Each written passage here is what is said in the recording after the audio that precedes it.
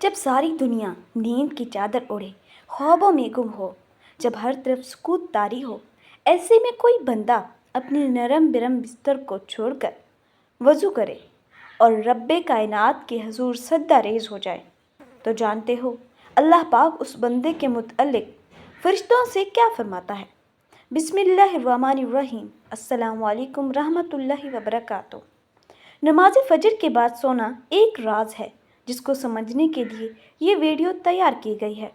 محترم ناظرین، جب دل اللہ کی یاد سے دھڑکنے لگے، جب سانسوں میں خشیت الہی کی خوشبو بھر جائے، جب انسان کے ہر عمل سے بندگی ٹپکنے لگے، تو سمجھ لو کہ وہ عبد بن چکا ہے، وہ بندہ جو صرف سجدے میں نہیں، ہر لمحے میں رب کی رضا ڈھونڈتا ہے۔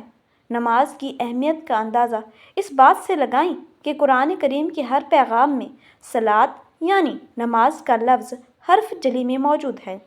ایمان کے بعد سب سے اہم رکن جس کا مطالبہ اہل اسلام سے کیا گیا وہ نماز ہی ہے۔ نماز مسلمانوں کی دینی پہچان اور امتیازی نشان ہے۔ یہی وجہ ہے کہ قرآن و حدیث میں اس کی ادائیگی پر بہت زیادہ زور اور ترک پروید موجود ہے۔ نبی کریم صلی اللہ علیہ وسلم نے فرمایا، نماز کی دین میں وہی اہمیت ہے جو انسانی جسم میں سر کی ہے۔ مومن اور کافر کے درمیان امتیاز کرنے والی چیز نماز ہے، لہٰذا جس نے اسے چھوڑا اس نے کفر کیا۔ جامع ترمذی۔ اس وعید سے اندازہ لگایا جا سکتا ہے کہ اسلام میں نماز کی اہمیت کیا ہے۔ ذرا تصور کریں اس گھڑی کا جب رات کی تاریکی ختم ہو رہی ہو، جب فضائیں خاموش ہوں، جب پوری دنیا خوابوں کے سمندر میں ڈوبی ہو اور ہر شخص نیند کی میٹھی زنجیروں میں جکڑا ہو، تب اگر کوئی شخص اپنے گرم بستر کو چھوڑ کر وضو کا پانی چہرے پر ڈالے اور اپنے رب کے حضور سجدہ ریز ہو جائے، تو وہ منظر زمین پر نہیں، عرش کے قریب لکھا جاتا ہے۔ فجر کی نماز صرف ایک عبادت نہیں بلکہ یہ بندے کے عشق الہی کا اعلان ہے، اس کی وفاداری کا امتحان ہے اور قرب الہی کی پہلی سیڑھی ہے۔ محترم ناظرین، اسلام ہمیں سکھاتا ہے کہ جو چیز جتنی قیمتی اور دشوار ہوتی ہے اس کا اجر بھی اتنا ہی عظیم ہوتا ہے، اور فجر کی نماز اس دنیا میں سب سے مشکل مگر سب سے بابرکت عبادت ہے۔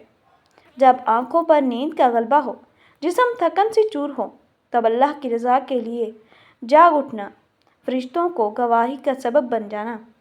نبی کریم صلی اللہ علیہ وسلم نے فرمایا، جو شخص فجر اور عصر کی نماز ادا کرے وہ جنت میں داخل ہوگا۔ بخاری۔ فجر وہ عظیم ساعت ہے جہاں غفلت چھوڑنے والے کو بخشش اور سستی کرنے والے کو حسرت ملتی ہے۔ یہی وقت ہے جس میں اللہ بندے کو سب سے قریب پاتا ہے۔ کبھی تھکے قدموں سے کسی کی مدد کے لیے اٹھنا، کبھی دل نہ چاہنے کے باوجود قرآن کھول لینا، یا سونے کے وقت نیند کو قربان کر کے 2 رکعت ادا کرنا، یہ وہ لمحات ہوتے ہیں جب بندہ شیطان، نفس اور خواہشات سے لڑتا ہے، اور اللہ کی سنت ہے کہ جو نیکی جتنی مشکل ہو اس پر اجر اتنا ہی عظیم ہوتا ہے۔ نیکی کی عظمت اس کے سائز میں نہیں بلکہ قربانی اور خلوص میں ہوتی ہے۔ جو بندہ رب کی رضا کے لیے اپنے آرام کو چھوڑے، اللہ اسے اپنی رحمت میں چھپا لیتا ہے اور وہ نیکی عرش پر نور بن کر جگمگاتی ہے۔ محترم ناظرین، کہ کبھی آپ کے ذہن میں یہ سوال آیا ہے کہ اللہ نے ہمیں فجر کے وقت جاگنے کا حکم کیوں دیا ہے؟ کیا فجر کا وقت صرف نماز فجر پڑھنے کا وقت ہوتا ہے؟ کیا اس وقت کے پیچھے ایک راز پوشیدہ ہے؟ وہ راز کیا ہے؟ اس راز کو جاننے کے لیے ضروری ہے کہ ہم پہلے نماز کے بارے میں جانیں، جو ہم پر دن میں 5 مرتبہ فرض کی گئی ہیں۔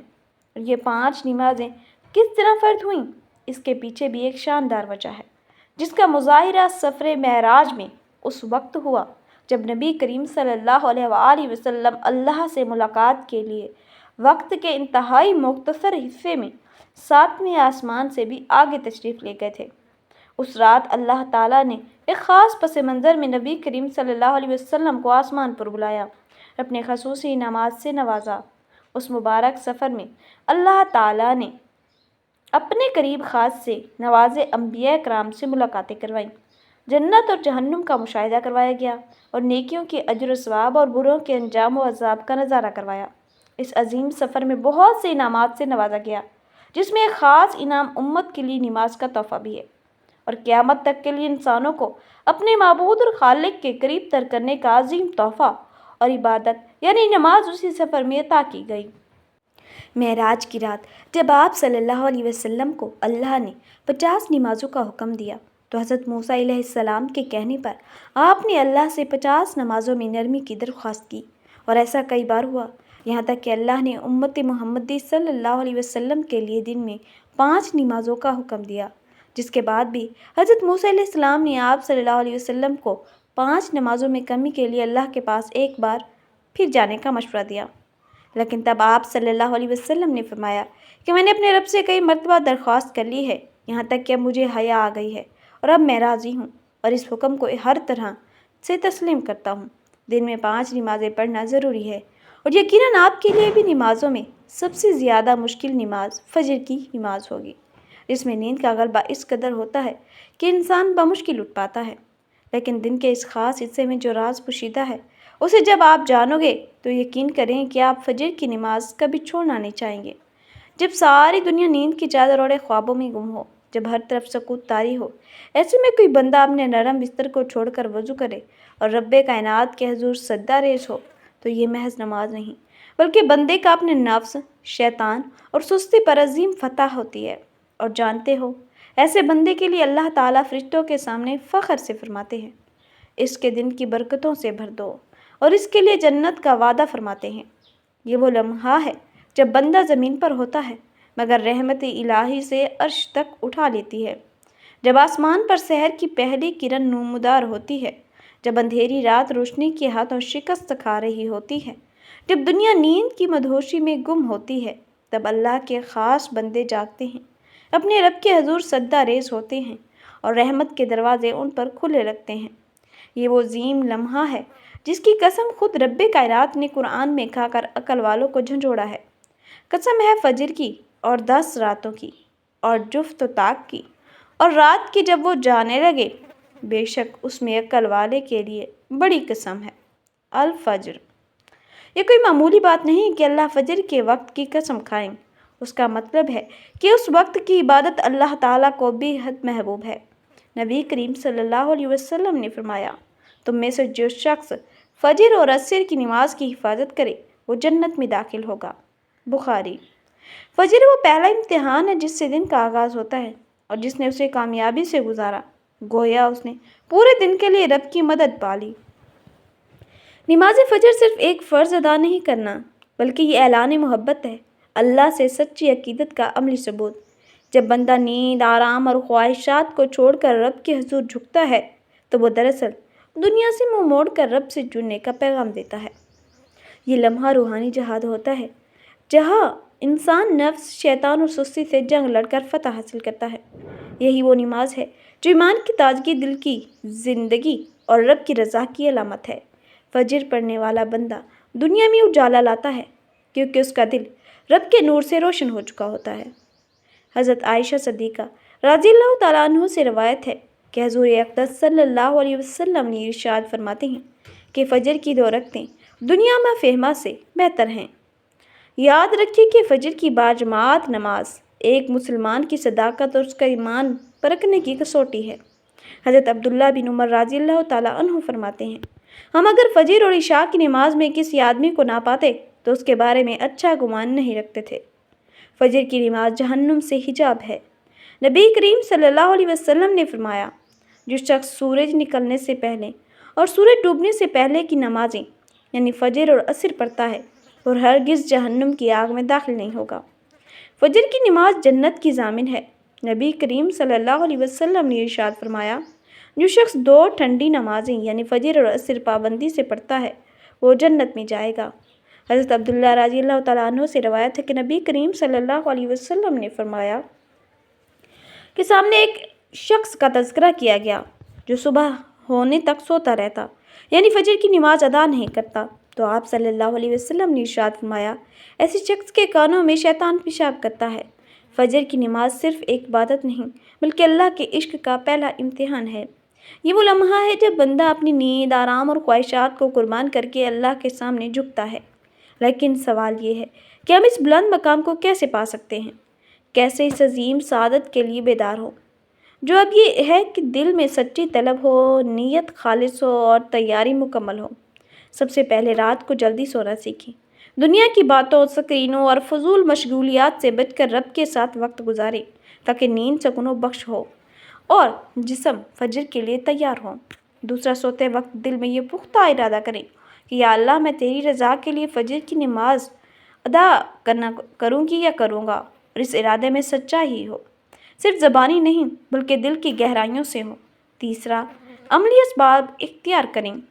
الارم گھڑی کا استعمال کریں، اسے بستر سے دور رکھیں تاکہ اٹھ کر بیٹھا بند کرنا پڑے۔ اگر یہ تدبیر اختیار کی جائے تو انشاءاللہ فجر کا قیام آسان ہو جاتا ہے، اور اگر کبھی سستی ہو جائے، آنکھ دیر سے کھلے، تو فوراً بیدار ہوتے ہی نماز ادا کریں۔ اللہ تعالیٰ معاف فرمانے والا ہے، مگر اسے معمول بنانا خود کو تباہ کرنا ہے۔ دنیا میں کئی ایسے لوگ ہیں جنہیں بے خوابی کا شکار ہوتے ہیں، جس میں وہ ساری رات سو نہیں پاتے۔ پورا دن کام کاج کر کے جب رات کو سو نہیں سکتے، تب کئی طرح کے ذہنی جسمانی بیماریاں جنم لیتی ہیں، اور اس بیماری کا شکار آج ہر دوسرا تیسرا شخص ہو رہا ہے، جس کی بڑی وجہ اللہ کے احکامات کو پیچھے چھوڑ کر دنیا کی رنگینیوں کے پیچھے بھاگنا ہے۔ ساری رات جاگنے کے بعد فجر کے قریب کچھ دیر نیند آ جاتی ہے، لیکن وہ نیند جسم کو پرسکون نہیں رکھتی، جس کی وجہ سے اکثر لوگ جاگتے جاگتے اور ہر قسم کی دوائیوں کے استعمال کے باوجود جب سو نہیں پاتے تو اللہ سے یہ سوال ضرور کرتے ہیں گے کہ یا اللہ، مجھے نیند کیوں نہیں آتی؟ آخر کیا وجہ ہے؟ بہت کم لوگ ہوتے ہیں جو اس کیفیت میں اپنے اندر پیدا ہونے والی اس آواز کو سن پاتے ہیں، جس میں ان سے کہا جاتا ہے کہ بستر سے نکلو، نماز پڑھو، اللہ کا ذکر کرو۔ اور یقین کریں، جو لوگ اس آواز کو سن پاتے ہیں اور اس پر عمل کرتے ہیں، انہیں تا حیات کبھی بھی بے خوابی کی شکایت نہیں ہوگی۔ اس حوالے سے ایک صوفی نظم ہے جسے ایک امریکی مسلم نے ترجمہ کیا ہے، جس کا ٹائٹل ہے دوبارہ مت سو جانا۔ صبح کی ٹھنڈی ہوائیں ایک راز لاتی ہیں، دوبارہ مت سونا۔ خود سے پوچھو تم کیا چاہتے ہو، دوبارہ مت سونا۔ لوگ دروازے کی چوکھٹ سے آ جا رہے ہیں، جہاں دو دنیائیں ملتی ہیں، وہ دروازہ گول اور کھلا ہے، دوبارہ مت سونا۔ اس نظم میں بیان کردہ دروازہ ہماری دنیا اور دوسری دنیا کا ہے، جہاں سے فرشتے ہر صبح و شام کو اترتے ہیں، جن کا ذکر اس حدیث پاک میں ملتا ہے، جس میں آپ صلی اللہ علیہ وسلم نے فرمایا ہے کہ رات اور دن میں فرشتوں کی ڈیوٹیاں بدلتی رہتی ہیں، اور فجر اور عصر کی نمازوں میں ڈیوٹی پر آنے والے اور رخصت پانے والوں کا اجتماع ہوتا ہے۔ پھر تمہارے پاس رہنے والے فرشتے جب اوپر چڑھتے ہیں تو اللہ تعالیٰ پوچھتے ہیں، حالانکہ ان سے بہت زیادہ اپنے بندوں کے متعلق جانتا ہے، کہ میرے بندوں کو تم نے کس حال میں چھوڑا؟ تو وہ جواب دیتے ہیں کہ ہم نے جب ان کو چھوڑا تو وہ فجر کی نماز پڑھ رہے تھے، اور جب ان کے پاس گئے تب بھی وہ عصر کی نماز پڑھ رہے تھے۔ فجر اور عصر کی نمازوں کے اوقات میں سونے سے منع کر کے پیچھے بھی ایک بہت بڑی وجہ ہے، اور وہ یہ ہے کہ سائنس کہتی ہے کہ سورج طلوع ہوتے وقت اور شام کو غروب ہونے سے پہلے سونا نہیں چاہیے، کیونکہ صبح کے وقت زمین پر آکسیجن وافر مقدار میں فراہم ہوتی ہے، جس وقت ماحول تر و تازہ ہوتا ہے، اور یہ آکسیجن آپ کو دن بھر فٹ رکھنے کے لیے انتہائی ضروری ہوتی ہے۔ تو جو اس وقت سو جاتا ہے وہ اس تازہ آکسیجن سے محروم رہ جاتے ہیں، اور عصر کے وقت زمین پر آکسیجن کی کمی ہو جاتی ہے۔ تو اگر کوئی سو جاتا ہے تو اس کو آکسیجن کی فراہمی کم ہوتی ہے، جس کی وجہ سے جب وہ جاگتا ہے تو اس کے سر میں درد اور طبیعت بوجھل ہو جاتی ہے، اور یہ بڑی وجہ ہے کہ دین اسلام میں ان دونوں اوقات میں سونے سے منع فرمایا گیا ہے۔ سبحان اللہ۔ نماز فجر کے بارے میں ایسے بے شمار فضائل اور بھی ہیں جن کو ہم نہیں جان سکتے، اگر انسان ان کو جان لے تو کبھی کوتاہی نہ کریں۔ نبی کریم صلی اللہ علیہ وسلم کا فرمان ہے، اگر وہ لوگ عشاء اور فجر کی فضیلت کے بارے میں جان لیں تو وہ ضرور نمازوں میں حاضر ہوں گے، چاہے ان کو خود کو گھسیٹتے ہوئے لانا نہ پڑے۔ اب آپ خود اندازہ کیجئے کہ ایک طرف ان دونوں نمازوں کی کتنی فضیلت اور اہمیت ہے، اور دوسری طرف ان کی ادائیگی میں کتنی سستی اور لاپرواہی برتی جاتی ہے۔ یا اللہ، ہمیں نماز پنجگانہ، خصوصاً نماز فجر باقاعدگی سے، خشوع و خضوع کے ساتھ ادا کرنے کی توفیق عطا فرما۔ ہمارے دلوں میں نماز کی محبت پیدا فرما، سستی اور غفلت کو دور فرما، اور ہمیں ان بندوں میں شامل فرما جو تجھ سے سچی عبادت کرتے ہیں۔ آمین یا رب العالمین۔